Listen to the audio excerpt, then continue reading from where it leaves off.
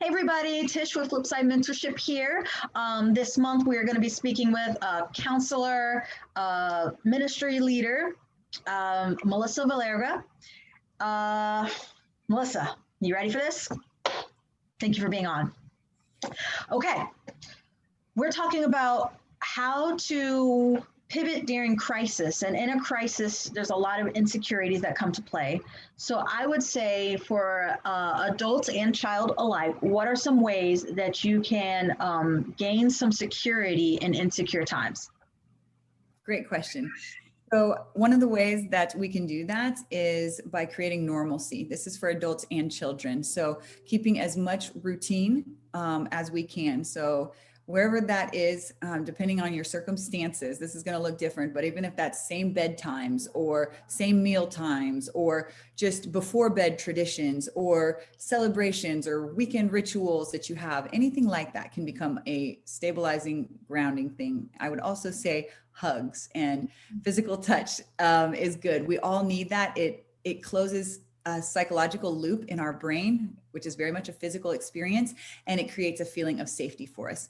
Also, breathing slowly and holding your breath.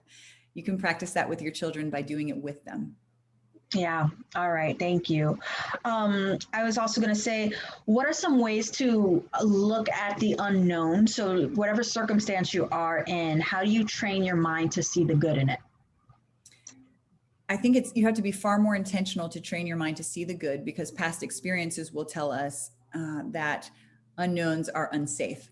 And so our brain stores this information. However, if we were to search, we would also see that unknowns can also be very positive things. And I think that we have to be very intentional to help our brain create that association, because it's wired to protect us from danger. It remembers the positive things a little bit less. And so we have to work to put those in our brain on a regular basis. And so that would be writing out or talking to somebody in some externalizing type of way, communicating times when something that was unknown was a good thing, and giving as much credibility to that possibility as a worst case scenario.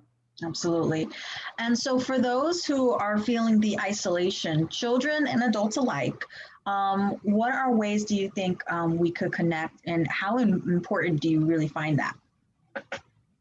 Connecting is essential across all seasons and circumstances in life. And so I think it requires a lot of intentionality. And so depending on your circumstances, perhaps you have limited connectivity, but making sure that you either set up digital ways of connecting, phone calls, FaceTime, Zoom meetings, that's important. But if you have people that are in your home, connecting with them more often. So game nights, family time, conversations, just being in the same room and space. We have to look for ways to connect, and we have to then be proactive and advocate for ourselves to connect. And parents, this is especially important that you advocate for your kids, that it's going to be tempting during difficult times when you're going to want to isolate to regain energy, that you actually engage, because they need that engagement as much as you do. Yeah. Well, thank you, Melissa. You guys, if you guys have any value, please like, share, subscribe. And if you would like to learn more about Melissa's ministry, Arise, they can visit arise-united.com, or you can find us on Facebook at Arise. Arise. All right. Thank you, Melissa. Thank you.